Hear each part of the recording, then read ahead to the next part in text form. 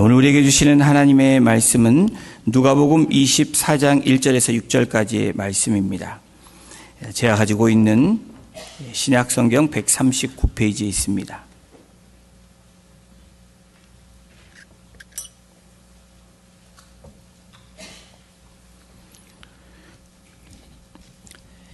찾으신 줄로 알고 우리 한 절씩 교독으로 봉독하고 마지막 6절은 합독하겠습니다. 안식 후 첫날 새벽에 이 여자들이 그 준비한 향품을 가지고 무덤에 가서 돌이 무덤에서 굴려 옮겨진 것을 보고 들어가니 주 예수의 시체가 보이지 아니하더라. 이로 인하여 근심할 때에 문득 찬란한 옷을 입은 두 사람이 곁에 섰는지라. 여자들이 두려워 얼굴을 땅에 대니 두 사람이 이르되 어찌하여 살아있는 자를 죽은 자 가운데서 찾느냐. 여기 계시지 않고 살아나셨느니라. 갈릴리에 계실 때에 너희에게 어떻게 말씀하셨는지를 기억하라. 아멘. 부활이 주는 세 가지 선물이라는 제목으로 오늘 부활주일 말씀 함께 나누겠습니다. 세기의 문호라고 불려지는 빅토르 위고는 노년에 이런 고백을 했습니다. 사람들은 무덤이 막다른 골목이라고 말하지만 부활을 믿는 나에게 무덤은 막다른 길이 아니라 새로운 시작을 여는 통로일 뿐이다 라고 이렇게 얘기했습니다. 그는 임종 직전 자신의 원고 마지막에 마침표를 찍지 않고 쉼표를 찍었다고 합니다. 그가 이렇게 고백합니다. 우리 잠깐 좀 스크린 띄워주십시오. 우리 함께 같이 읽어보겠습니다. 내 안에 있는 생명은 겨울이 올수록 더 뜨거워집니다. 땅 위에는 어둠이 짙게 깔려도 내 영혼 속에는 찬란한 햇빛이 비치고 있습니다. 이 빅토르 위고는 나의 이야기는 여기서 끝나는 것이 아니라 하나님 나라에서 계속될 것이다 라고 선포하고 있는 것입니다. 믿음 때문이라고 빅토르 위고는 이 노년의 마지막에 이렇게 삶을 고백하며 마무리하고 있습니다. 오늘 보면 누가복음 24장의 여인들 나오는 이 제자들은 예수님의 죽음을 마침표라고 생각하고 절망했던 사람들이었습니다. 그러나 예수 그리스도의 부활은 그 마침표를 지우고 영원한 생명의 쉼표를 찍어주는 사건이 바로 예수 그리스도의 부활 사건이었습니다. 오늘 부활주일 아침에 함께 읽은 이 본문, 이것은 2000년 전에 예수 그리스도의 부활이 오늘 우리들에게 주는 진정한 의미, 그 선물이 무엇인지 오늘 본문을 통해서 함께 나누기를 원합니다. 부활이 주는 의미가 무엇일까? 여러분, 부활이 주는 의미의 첫 번째는 오늘 본문이 우리에게 말하고 있는 것이 부활은 역전을 알리는 시작이라는 것입니다. 여러분 야구 좋아하시나요? 별로 안 좋아하세요?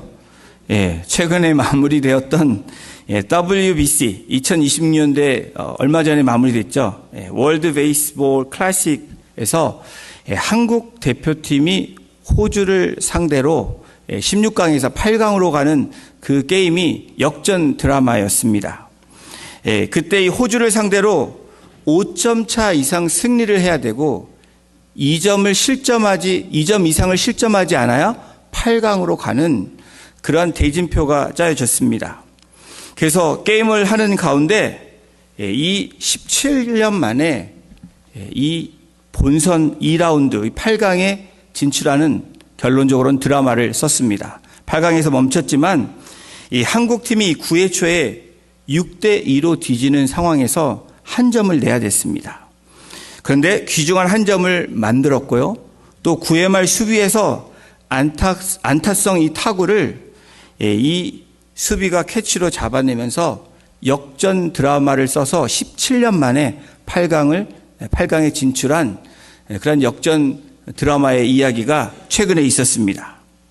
오늘 저희가 읽은 이 본문 누가복음 24장 초반의 여인들, 이 제자들도 지금 어떤 상황이냐면 9회 말 투아웃 상황에 처한 팀과 같은 그러한 처지에 놓여 있었던 것입니다.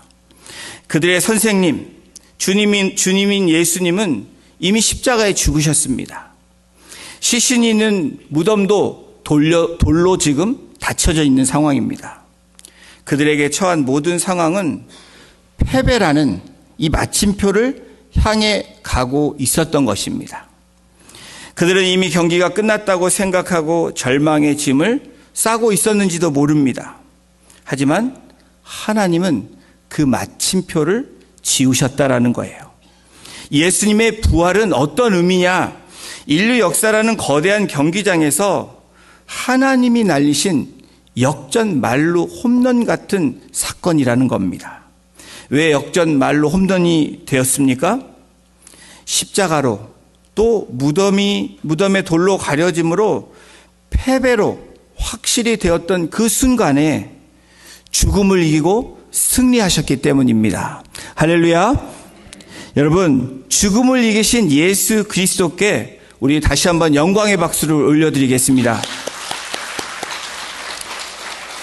그 영광의 주님이 우리에게 증거를 남겨두셨는데 오늘 누가복음 24장 2절에 이렇게 기록하고 있습니다. 돌이 무덤에서 굴러 옮겨진 것을 보았다라고 누가복음 24장 2절에 나옵니다. 오늘 본문에 보면 여인들이 제일 먼저 등장을 합니다. 마태복음에 의하면 이 여인들의 이름은 막달라 마리아라고 불려지고 또 다른 마리아라고 그렇게 성경은 기록하고 있습니다.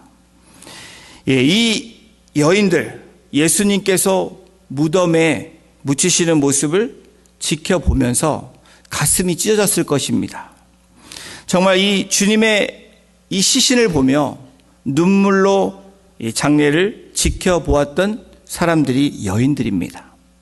그때 상황을 성경은 이렇게 증언해 주고 있습니다. 우리 마태복음 27장 59절에서 61절까지 함께 같이 말씀 같이 읽어보겠습니다.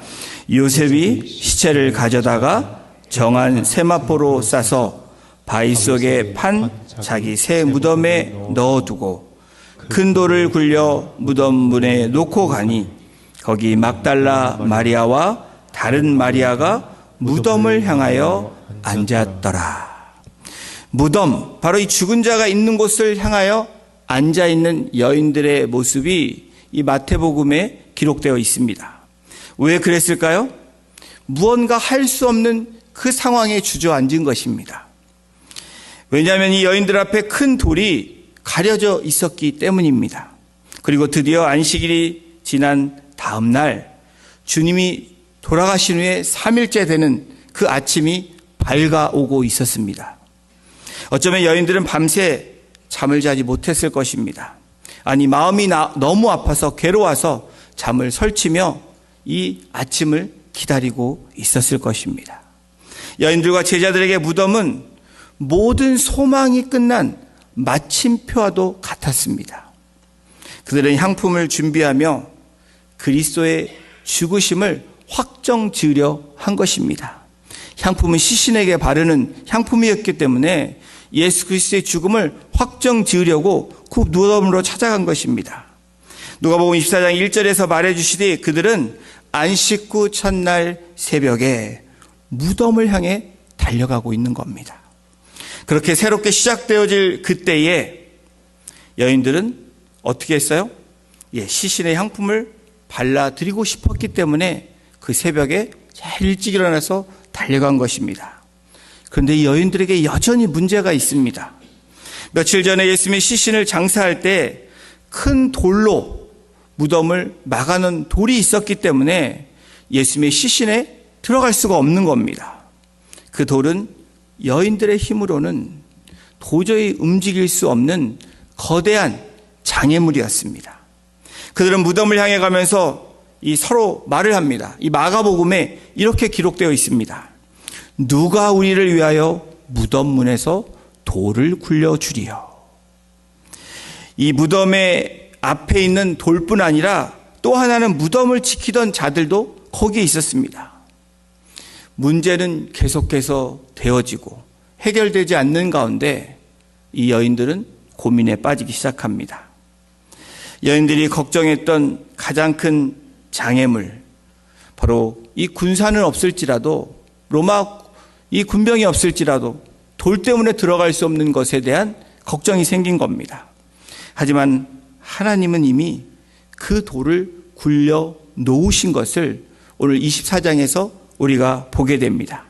하나님은 무덤문을 여심으로 인간이 찍은 이 절망의 마침표를 바꿔 놓으신 겁니다. 예수 그리스도의 여러분 부활은 패배가 승리로 바뀌는 그런 시간입니다. 또 슬픔이 찬송으로 바뀌는 시간입니다. 다시 말하면 우리 인생에 결코 끝이란 없다라는 선포와도 같습니다. 우리 삶을 가로막고 있는 이 절망의 돌들이 분명히 지금 살아가고 있는 저와 여러분들에게도 있습니다. 질병의 돌이 있습니다. 막혀 있는 우리 인생의 실패가 있을 수 있습니다. 관계에 단절이 있고 여러 가지 우리 앞에 놓인 돌들이 분명히 있습니다. 그런데 그리스도의 부활의 능력 앞에서는 더 이상 이러한 것들이 장애물이 되지 못한다라고 오늘 우리들에게 이 부활의 아침, 부활주의를 맞는 저와 여러분들에게 이 말씀으로 오늘 우리에게 확증해 주고 계시는 겁니다. 사랑하는 성도 여러분, 인생의 구애말 투아웃처럼 느껴지는 막막함이 어쩌면 지금 오늘 이 자리에 앉은 저와 여러분들에게 있을 수 있습니다. 또 어쩌면 절망이라고 생각하는 그 처절함이 우리에게 있을지도 모릅니다. 그런데 여러분, 부활하신 주님께서 마침표를 지으셨다라는 거예요. 그리고 부활의 주님이 여러분의 인생에 역전의 홈런을 준비하고 계시다는 겁니다. 이것이 부활을 맞이하는 오늘 저와 여러분들의 부활 주일임을 믿는 저와 여러분이 되시기를 주님의 이름으로 축원합니다. 주님은 무덤에 계시지 않고 지금 저와 여러분들의 삶 한복판에 함께 하신다는 거예요. 홈런 한 방으로 모든 팀원이 함께 홈에 들어와 그렇게 기뻐했던 그 팀원들의 모습을 생각한다면 오늘 부활을 맞는 저와 여러분들도 마찬가지라는 거예요. 왜 부활주의를 우리가 기뻐해야 되고 감사해야 되고 승리의 축제를 해야 됩니까? 우리는 홈으로 같이 들어올 수 있는 그 하나님의 준비하심과 예비하심이 우리에게 있다라는 사실입니다. 여러분, 부활이 주는 의미는 부활은 역전을 알리는 시작입니다. 또한 부활은 생명을 의미한다라는 거예요. 누가복음 24장 5절을 우리 함께 같이 읽어보겠습니다. 시작. 여자들이 두려워 얼굴을 땅에 대니 두 사람이 이르되 어찌하여 살아있는 자를 죽은 자 가운데서 찾느냐. 5절은 절망의 자리, 이 무덤에 찾아온 여인들에게 천사가 던진 거룩한 책망이고 거룩한 알림이 되었습니다. 부활이 실제적 생명임을 지금 선포하고 있는 것입니다. 어찌하여 살아있는 자를 죽은 자 가운데서 찾느냐. 여러분, 이 살아있는 자, 이 살다의 이 단어를 보면 이 오늘 본문에 나오는 살아있는 자는 현재 분사형으로 쓰여지고 있습니다. 이 의미는 뭐냐면 단 이례적인 그런 사건이 아니라 계속해서 살아있는 그 상태를 의미합니다. 예수 그리스도는 일회성 다시 살아나신 게 아니라 지금부터 영원까지 계속 살아계신 분이라는 것을 나타내는 단어가 바로 살아있는 자, 현재 분사형으로 사용되고 있다는 거예요. 그러면 천사가 뭐라고 말합니까? 왜 그런데 너희들은 죽은 자 가운데서 찾느냐라고 말합니다. 이 찾다라는 단어도 한번 우리가 묵상해 볼 필요가 있는데, 이 찾다라는 이 단어는 현재형으로 쓰여지고 있습니다. 갈망하며 뒤쫓는 것을 말합니다. 이 search하는, 이 수색하는 의미가 찾는다라는 겁니다. 예수님을 살아있는 자로 잠시 살아나셨다가 다시 죽을 존재가 아니라 생명 있는 자로 찾아가라는 거예요. 오늘 부활의 아침을 맞는 저와 여러분들이 예수님을 찾는다면 돌아가신 예수 그리스도가 아니라 살아 오늘도 역사하시는 예수 그리스도를 찾는 그 찾음이 오늘 부활을 맞는, 부활주의를 맞는 저와 여러분들의 삶이 되어야 될 줄로 믿습니다. 그렇습니다. 예수 그리스도의 부활은 과거의 기적이 아니라 오늘 우리가 살고 있는 현재 진행형인 생명이라는 거예요. 라이프라는 겁니다. 여러분, 기독교는 과거의 유물을 보존하는 종교가 아닙니다.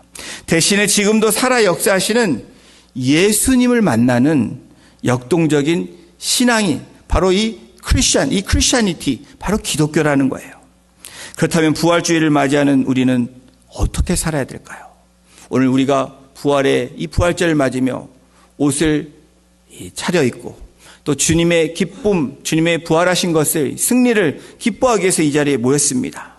오늘 하루가 아니라 부활의 소망을 갖는 우리들이 어떻게 살아야 될까? 우리는 박물관 속에 과거의 예수님이 아니라 오늘 나의 삶에 동행하시는 그 예수님을 함께 찾으며 바라보며 살아야 된다라는 거예요. 왜냐하면 부활은 과거의 사건이 아니라 현재 진행형이기 때문이라는 것입니다. 10년 전에 한국 교계의 SNS에서 큰 울림을 주었던 안병동의 찬양 치유사라고 불려졌던 이선희 집사님의 아름다운 이야기를 소개하려고 합니다. 이 집사님은 유방암 말기 판정을 받고 투병 생활을 시작을 했습니다. 세상의 기준에서 암 말기 판정은 인생의 명확한 마침표와도 같습니다. 육체는 날로 후퇴해가고 통증이 심해서 두려움을 각인시키는 그 말기 환자로 살아간 겁니다. 보통의 경우라면 다가올 죽음과 통증, 이별의 슬픔을 묵상하며 자기의 지금 이 처지에, 이 어둠에 갇혀 있을 상황입니다. 그런데 이 집사님은 매일 아침 거울을 보면서 다음과 같이 선포했다고 합니다. 암세포는 내 육체를 공격할 수 있지만 내 안에 꿈틀거리는 예수의 생명은 결코 건드릴 수 없다 라고 매일 아침 자신의 모습은 망가지지만 그 영혼을 영원히 기뻐하며 선포했다고 해요. 그러면서 이 집사님은 본인이 있는 이 병실을 단순히 죽음을 기다리는 그런 장소로 생각하지 않았습니다. 대신에 생명이 쉬어가는 쉼표의 공간으로 스스로 바꾸기 시작을 합니다. 항암 치료로 머리카락이 다 빠진 상태에서도 환한 미소를 짓기 시작합니다. 그리고 자기뿐 아니라 옆에 있는 이 암 병동실을 찾아다니면서 복음을 전하기 시작했다고 해요. 어떻게 복음을 시작하냐면 나도 암 환자입니다. 여러분과 똑같습니다라는 공감대로 시작을 합니다. 그러면서 암 환자들에게 복음과 소망의 복음이신 예수 그리스도를 전하기 시작합니다. 그리고 암 환자들에게 찬양을 불러주기 시작했습니다.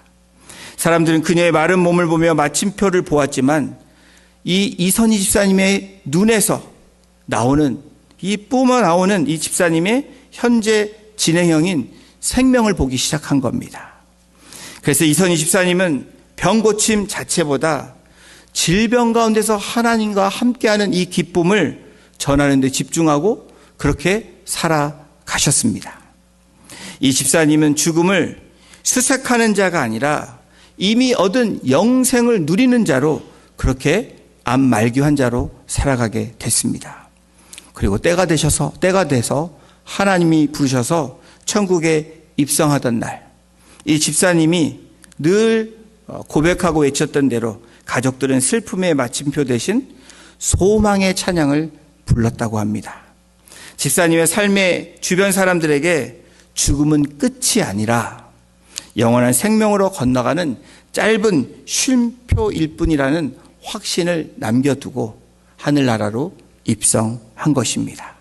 사랑하는 성도 여러분, 주님은 인간이 찍은 절망의 마침표를 이 부활을 통해서 지우셨습니다. 영원한 생명으로 이어지는 이 부활의 쉼표를 찍으신 분이십니다. 이제 우리는 어떤 사람들입니까?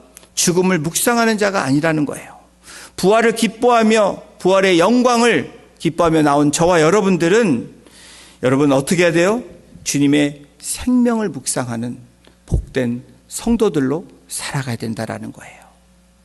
여러분, 내 안에 꿈틀거리는 주님의 생명을 묵상하며 그 생명 있는 삶으로 나아가시는 우리 성도님들 한 분 한 분 되시기를 주님의 이름으로 축원합니다.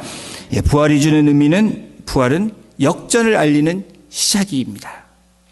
또 부활은 생명을 의미하고요. 부활은 약속의 성취라는 거예요. 우리 24장 6절도 함께 같이 한 목소리로 합독하겠습니다.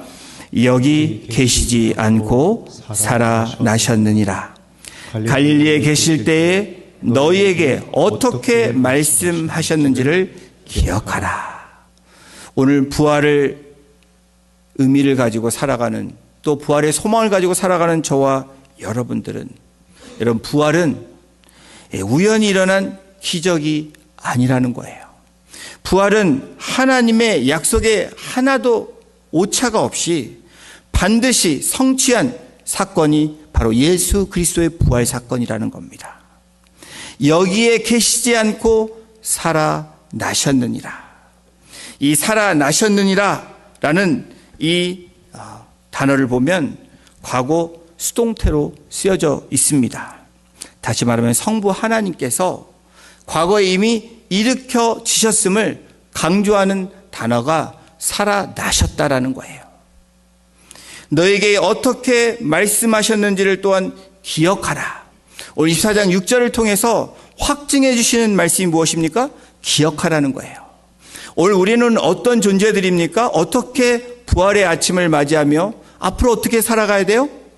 어떻게 우리에게 말씀하셨는지를 기억하며 살아가는 그리스도인이 되어야 된다라는 거예요. 과거의 약속을 현재의 삶으로 가져와서 그 의미를 되새기라는 강한 촉구가 바로 기억하라라는 단어예요.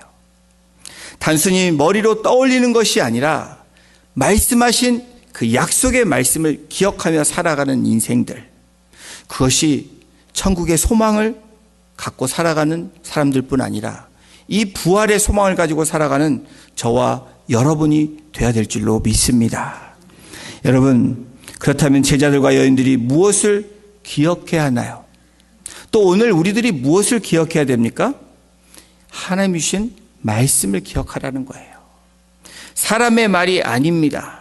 하나님의 약속의 말씀, 변하지 아니하시는 그 하나님의 말씀을 기억하는 것입니다. 천사가 분명하게 말합니다. 갈릴리에 계실 때에 너희에게 어떻게 말씀하셨는지를 기억하라. 여러분, 오늘 우리에게 주신, 우리가 무엇을 기억해야 됩니까? 너희에게 주신 약속의 말씀을 너는 날마다 기억하라는 거예요. 누가복음 9장 22절에 이 여인들에게 뭘 기억하라고 얘기하냐면 예수님께서 하신 말씀입니다. 갈릴리에서 인자가 많은 고난을 받고 죽임을 당하고 제3일에 살아나야 하느니라 라고 하신 예수님의 말씀을 너희들이 기억하라는 거예요. 예수님의 이 삶을, 또 이 갈릴리에서 사역하셨던 그 모습, 여인들이 기억해야 했던 것은 예수님의 그 시신이 아니라 죽음을 이기고 다시 살아나야 하시는 그 약속의 말씀을 기억해야 된다라는 겁니다. 여러분, 온라인으로 물건을 주문해 보신 적 있으시죠? 한 번쯤은 해보셨고 또 자녀들 통해서 그런 물건을 받아 보신 적이 있으실 것입니다. 우리가 온라인으로 물건을 주문하면 그 순간부터 우리에게 약속이 주어집니다. 어떤 약속이 주어집니까? 물건을 파는 사람과 물건을 오다한 사람들에게 이 언제쯤 도착할 것이다 라는 그러한 약속이 그렇게 주어진다라는 거예요. 그 알림톡, 이 메시지를, 이 약속으로 이렇게 인증해 줍니다. 주문한 물건이 아직 내 손에 없지만 어떤 겁니까? 우리는 그 약속을 믿고 기다립니다. 물건이 언제 도착할 것이다 라고 우리가 기대하고 기다린다라는 거예요. 저도 최근에 3월 말쯤에 물건을 주문했는데 며칠 전에 물건이 도착한다는 배송 알림이 전화로도 오고 또 이메일로도 왔습니다.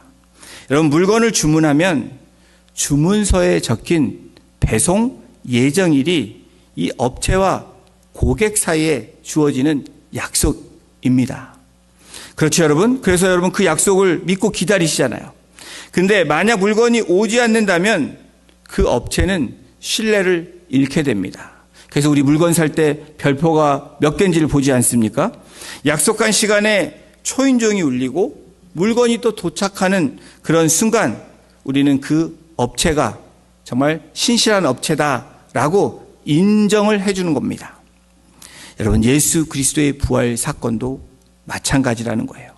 어떤 업체보다도 확실한 하나님이 운영하시는 바로 CEO가 계신 하늘에서 알리는 알림이 또 알림 설정이 우리들에게 전달되어지고 있다라는 거예요. 신실한 사람들을 통해서 그리고 직접 하나님의 아들이신 예수 그리스도께서 이 땅에 오셔서 다시 한번 확인시켜 주신 사건이 바로 부활 사건이라는 거예요. 예수님은 공생의 기간 내내 내가 죽고 사흘 만에 다시 살리라 라고 말씀을 하셨습니다. 수차례 많은 알림들을 알려주셨다라는 거예요. 그것뿐이십니까? 구약의 수많은 하나님의 신실한 사람들을 통해서 알림을 알려주셨다라는 거예요. 이 부활의 아침에 빈 무덤을 확인하는 것은 하나님의 우리에게 보내신 구원의 약속이 정확히 배달되었음을 확인하는 이 성취의 알림이라는 것입니다. 부활 사건이 우리에게 그렇다라는 거예요. 그냥 대강 정해져서 어쩌다 일어난 사건이 아니라 아주 정확하게 어떠한 딜리버리보다도 더 정확한 약속이 성취된 사건이 부활 사건이라는 거예요. 구약의 수많은 예언과 예수님의 말씀은 우리를 위한 천국 예약 확인서와 같습니다. 그러나 제자들은 십자가 사건 때 그 약속이 취소된 줄 알고 절망했습니다. 많은 사람들이 그랬습니다. 여러분, 우리의 신앙생활도 때로는 그렇다라는 거예요. 우리가 어떤 절망을 만날 때, 큰 돌이 우리 앞에 놓여 있을 때 우리는 절망하고 주저앉는 우리들의 모습이 있습니다. 그러나 부활하신 주님은 하나님께서 그 예약을 완벽하게 이행해 주셨음을 보여주는 우리 이 우주를 만물에 통치하시는 우주의 체크인과 같은 사건이 바로 부활 사건이라는 거예요. 세상의 어떤 사건보다도 더 확실하고 정확하고 확인해 주는 사건이 부활 사건입니다. 부활하신 예수 그리스도를 통해서 우리는 하나님의 모든 말씀이 부도수표가 아니라 확실한 보증으로 우리에게 증거로 남겨주셨다라는 거예요. 사랑하는 성도 여러분, 세상의 약속은 상황에 따라 취소되기도 합니다. 연기되기도 합니다. 그러나 예수 그리스도의 부활은 그 말씀대로 약속대로 3일 후에 정확히 일어난 사건임을 우리는 기억해야 됩니다. 아들의 생명을 걸고 하신 약속이 성취된 사건이 바로 부활 사건이라는 거예요. 혹시나 오늘 이 자리에 계신 여러분의 삶에 배달되지 않는 그런 기도 응답이 있으십니까? 또 내가 생각했던 것도 이루어지지 않는 그런 약속의 배달이 늦어진다고 생각되는 그런 삶을 살고 계십니까? 오늘 누가복음 24장 6절에 오늘 말씀합니다. 너희에게 어떻게 말씀하셨는지를 기억하라. 여러분, 이 부활의 아침은 말씀을 기억하는 것이고 주님의 말씀을 또 약속의 말씀을 기억하며 우리가 기뻐하며 승리하는 그 시간이 오늘 이 부활절 주일 예배 시간이라는 거예요. 부활의 주님을 보시기를 이 주님의 이름으로 여러분 축복합니다. 부활의 주님, 그 주님을 여러분들이 오늘도 바라봐야 된다라는 거예요. 주님은 약속하신 대로 살아나셨습니다. 그리고 여러분을 향해 다시 오실 것이라는 그 약속을 반드시 이루실 분이라는 것을 믿는 저와 여러분이 되시기를 주님의 이름으로 축원합니다. 그러므로 빈 무덤은 인류 역사의 가장 위대한 역전을 선포하는 사건입니다. 빈 무덤의 의미는 죽음이 생명에게 패배를 말하는 것이 아니라 어둠이 빛에게 물러간 사실을 증명하는 사건이라는 거예요. 부활은 단순히 죽었다가 살아난 사건을 넘어서 우리에게 영원한 생명을 수여하며 오늘을 살아갈 생생한 활력을 공급하는 사건이 부활 사건이라는 거예요. 그래서 오늘은 우리가 승리한 날을 우리가 기뻐하며 감사하며 찬양하는 날이 부활 주일이라는 거예요. 그런데 오늘만 그렇습니까? 그렇지 않죠. 매일매일이 우리가 말씀을 기억하며 살아가면 그 날이, 오늘이, 내일이, 그리고 앞으로 매일매일이 부활을 주신 영광의 날이고 기쁨의 날이라는 거예요. 그러므로 오늘 부활주일을 맞이하며 우리의 삶이 사망 권세를 이기시고 부활의 첫 열매가 되신 예수 그리스도의 부활에 동참하시는 저와 여러분이 되시기를 주님의 이름으로 축원합니다. 삶의 무덤문을 여는 역전의 능력이 되신 주님을 찬양합니다. 숨쉬게 하는 실제적인 생명이 되신 예수 그리스도를 찬양합니다. 우리에게 변치 않는 하나님의 약속이 보증된 날을 우리가 기뻐하며 감사하며 나가는 저와 여러분이 되시기를 주님의 이름으로 축원합니다. 기도하시겠습니다. 하나님 감사합니다. 오늘 우리는 안식 후 첫날 새벽 빈 무덤 앞에서 들려온 천사의 음성을 오늘 누가복음을 통해서 다시 한번 듣게 됩니다. 어찌하여 살아있는 자를 죽은 자 가운데서 찾느냐, 여기 계시지 않고 살아나셨다라고 말씀하시는 그 말씀을 오늘 우리가 붙잡으며 부활의 아침을 맞이합니다. 주님, 십자가에서 모든 것을 내어주신 주님, 이제 우리의 삶의 모든 문을 여는 역전의 능력이 되셨음을 이 시간 선포하며 나아갑니다. 절망과 질병, 실패와 상처라는 이 커다란 돌멩이에 우리가 막혀 있다면 오늘 그 돌을 굴려내시고 새 길을 여시는 부활의 주님을 바라보는 믿음의 사람들로 우리를 인도하여 주시옵소서. 죽어가는 우리의 영혼이 주님의 부활 생명으로 인해 다시 꿈틀거리게 하시고 어떤 메마른 광야에서도 우리 성도님들 한 분 한 분 주님 살아 숨쉬는 주님과 동행하며 누리게 인도하여 주시옵소서. 우리 삶의 모든 무덤을 박차고 일어나게 하시는 살아계신 예수 그리스도의 이름으로 감사하며 기도드렸습니다. 아멘.